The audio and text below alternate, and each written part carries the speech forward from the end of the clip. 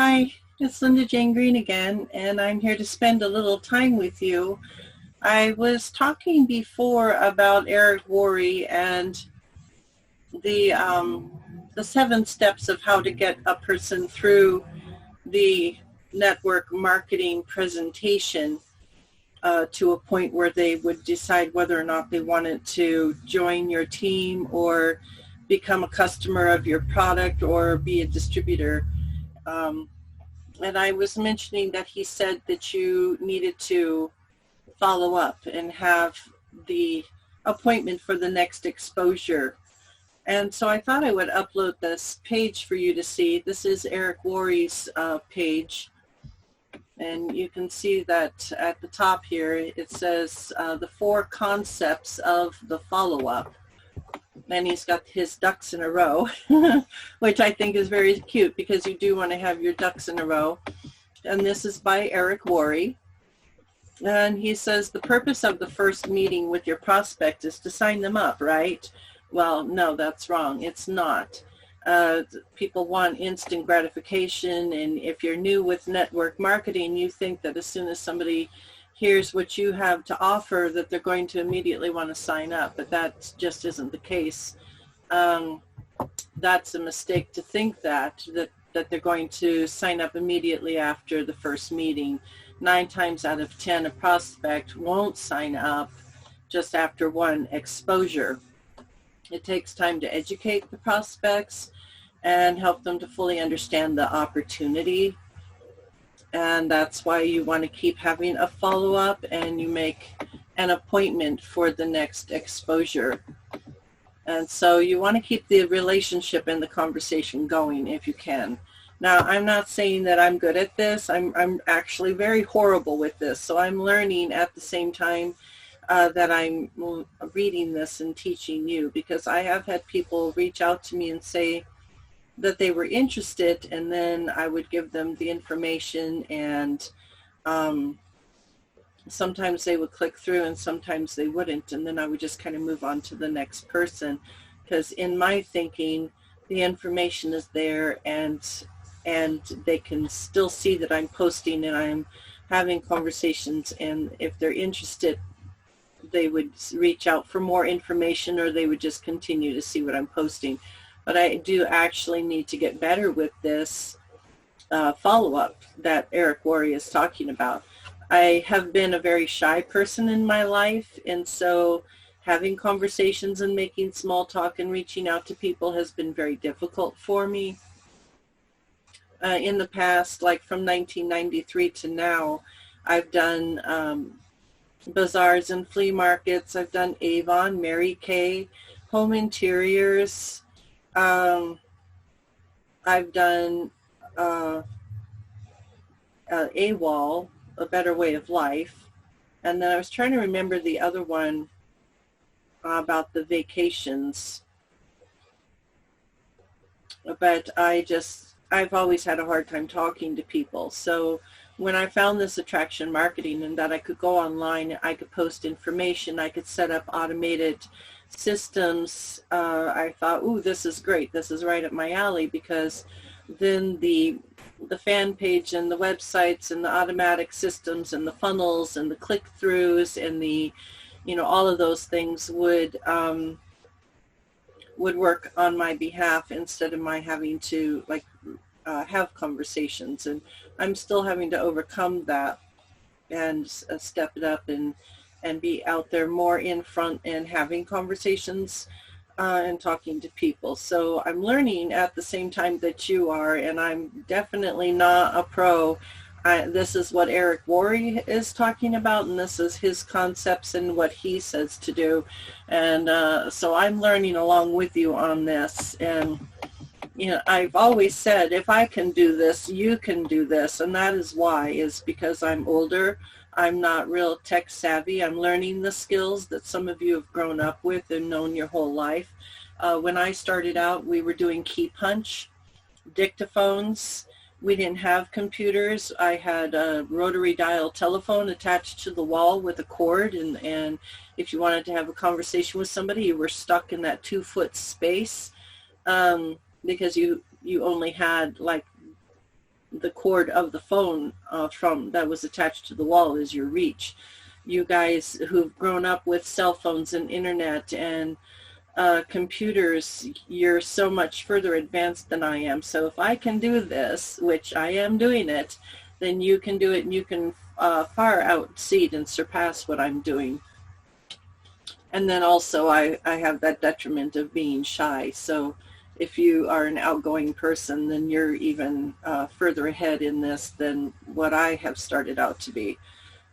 So the first concept is to do what you said you would do. Now, if you're talking to a prospect and you set it up with them for a specific time, like, okay, I will call you at a certain time, you need to follow up and do that. You need to be on the phone and talking to them at the appointed time that you said you would meet them or call them. Anything that you have set up, it's just courtesy. It's a respectful thing to do, that you're actually there and you're where you say you're going to be, and you're doing what you say you're going to do.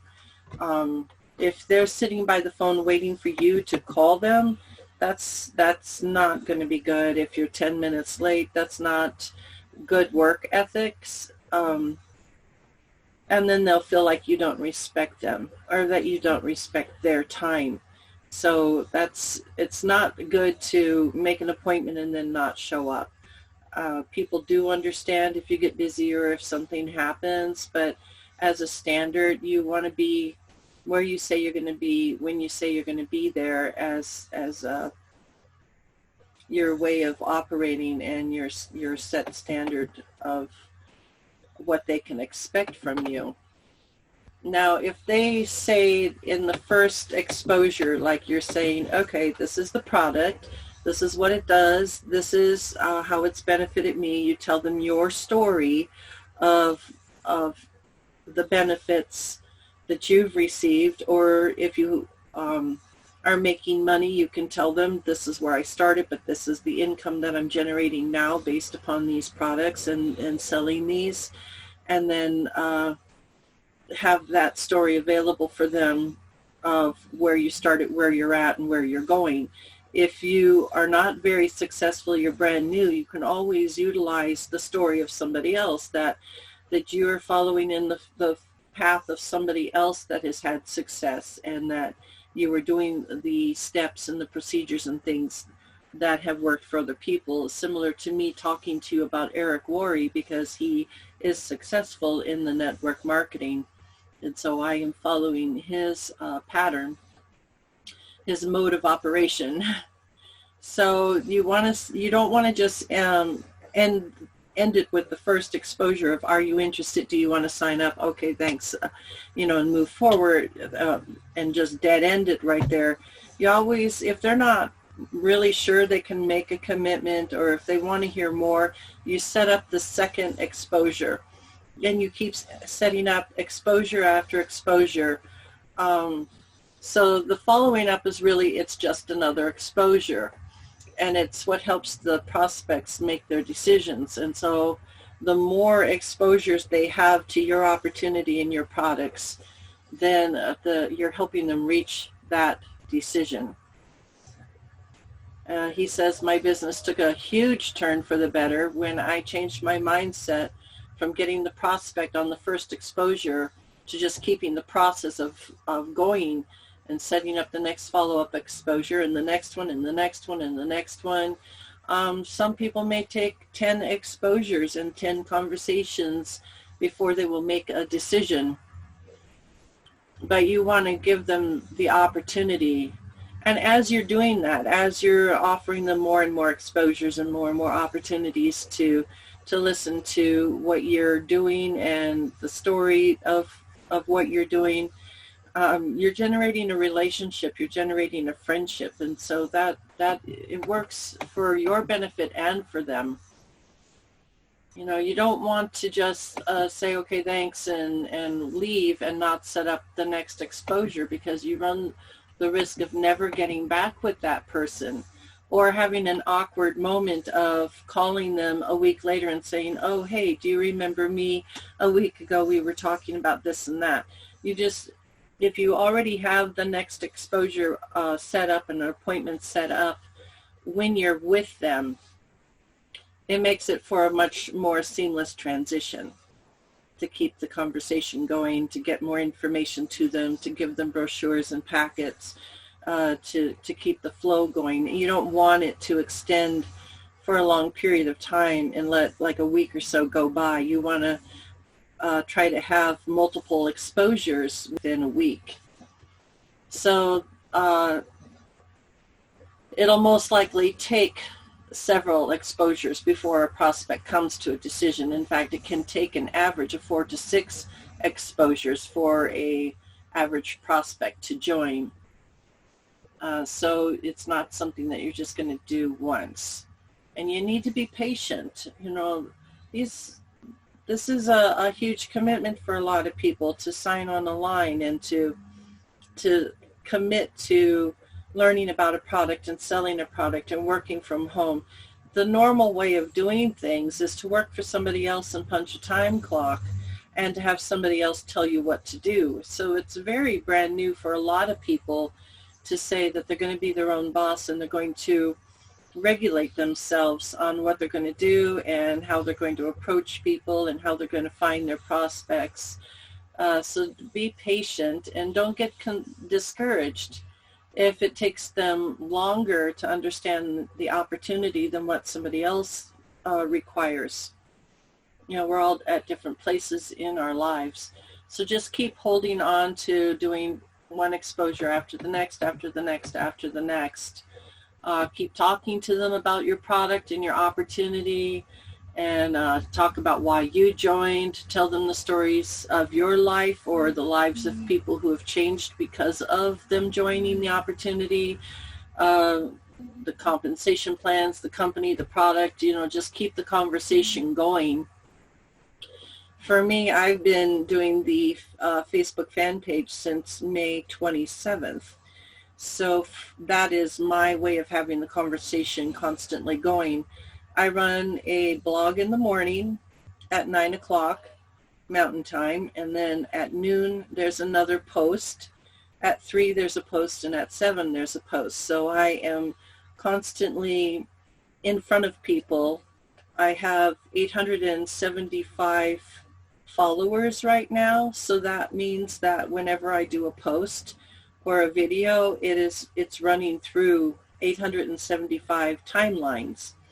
And if the people find it interesting or they want to share it, it's so easy for them to just click the share button and give me exposure to their friends or family members, or as like a referral in case somebody else might have an interest in what I'm talking about and what I'm doing.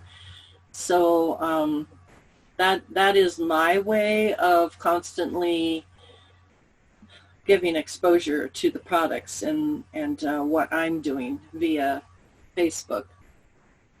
Eric Worre was doing this in 1993, so I don't know that Facebook and that ability of the social media was available there back then. He has a brainstorming way of getting prospects and finding prospects and rethinking through all of your history of people that you know. People who've served you in a restaurant, at a car wash, people that you know through friends and family, and that's how he's gone about getting his list of people, at least when he started out in 1993. But of course now we're on social media, and so prospecting is just a matter of putting ads and posts on a Facebook fan page or setting up videos on YouTube and doing the hashtags so that Facebook and YouTube can direct people to your video and your content based upon the hashtags and the information that you say you are about or what your video is about. So don't just treat these people that you're interacting with as somebody to just get into your business. People don't want to be chased after like that. They don't want to feel like they're a means to your end. They really want to know that you care about them as a person and that you're doing this for their benefit, to help them. You want to treat them as a friend, ask them about their family and their personal lives and get to know them. because all of the interactions that you have with your prospect, they don't have to be exposures where you're constantly talking about the opportunity. You know, you can invite them to share more about themselves. And if he's talking about inviting them over for dinner or getting your families together at an amusement park, and maybe in the future that kind of thing will be available again. But right now we're doing everything virtually. You will make friends, though. It's inevitable when people get to know you and you're sharing your life and your stories and the things that you are about and that you're doing. People will become your friends, and they will become friends of each other as they comment in the comment section of your Facebook or of your YouTube channel. You'll wind up seeing that the people interacting with you also interact with each other because you have a common bond. So that's good. But yes, you're not looking for somebody to be a means to your end. You're looking for somebody to gain an opportunity to have their own business and then put their products and their services online where other people can meet them and reach them and benefit from an online opportunity. And then it says 4, which I touched upon, was to condense the time between the exposures. So while it will take time for your prospects to make a decision, too much time in between the exposures can be more damaging because they'll forget about you. They've got things going on, and they get distracted. And if you have a month pass between your exposures, then they're going to forget about you. They haven't been thinking about you. They haven't been thinking about your opportunity. They've probably forgotten a lot about what you've talked about. And so it's better that you have these multiple exposures and conversations, and you have them fully informed and knowledgeable about who you are, what you're doing, what the opportunity is, and all the ins and outs of how that opportunity functions online and through the social media. And after you've given them multiple exposures and have spent some time with them, they will be able to make a more informed decision on whether or not this is something that works for them. I know for myself, when I saw that these classes were available that would teach me how to go online, it made selling the products so much more doable. In fact, I don't think that I would have sold these products and like the health products that I'm taking and that I use myself. I don't think that I would have even attempted to go door to door or put flyers on the windshields of cars in parking lots or walk up to people in the grocery store and talk to them about what I have available and all that. I wouldn't have done it because I've been there and I've done that. And network marketing is very difficult, face-to-face, one-on-one, walking up to a stranger, talking to somebody at a mall, or just approaching somebody that has no clue who you are or what you're doing or why you're approaching them to talk to them. It's a very different world out there right now. And if it had not been for these classes that have taught me to go online and sit here in the comfort of my home talking to you on a video, I would not be a distributor of the products. So for me, this has been a huge game changer that I can have products online, available online, and I can talk to you and you can get to know me through the videos and through my posts and through the Facebook and YouTube channels, and decide for yourself if this is something that you're interested in doing or not. And of course there's videos, and then there's the website you can go to which has more information, and I keep posting and I keep putting myself in front of you through the videos and through the Facebook post so that you can see that this opportunity is here for you if you're interested and if you want to do that. With this attraction marketing and the classes that I've been taking, I've also been able to put my books out there online, and I wrote those books about 5 years ago, but I never knew how to go about informing people of the information and that I have books and that I have experiences that I have told in the books. And without the attraction marketing and the website, people would still not know that they exist. So it's been very beneficial for me, not only in that I have gotten a new online marketing job that I'm doing on the side because I'm still nursing full time, but this is something I can do beyond retirement. Once I retire from nursing, I can continue to do this online marketing because it's not physically strenuous. And by then my skill set will be so much better than what it is now. So I'm glad I started when I did. But